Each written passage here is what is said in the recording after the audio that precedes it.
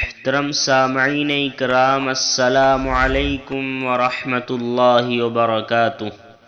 آج کی ویڈیو دو باتوں پر مشتمل ہے، ایک اہم اور ضروری مسئلہ اور ایک اسلامی کیلنڈر۔ مسئلہ یہ ہے، کیا فرماتے ہیں علماء دین و مفتیان شرع متین مسئلہ ذیل کے بارے میں؟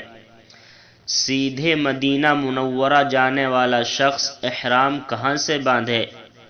جواب: جو شخص ہندوستان سے سیدھا مدینہ جانے کا ارادہ کرے تو اس کے لیے یہاں سے احرام باندھنا ضروری نہیں، بلکہ جب مدینہ منورہ سے مکہ مکرمہ جائے گا تو میقات ذوالحلیفہ سے احرام باندھے گا۔ واللہ تعالی اعلم بالصواب۔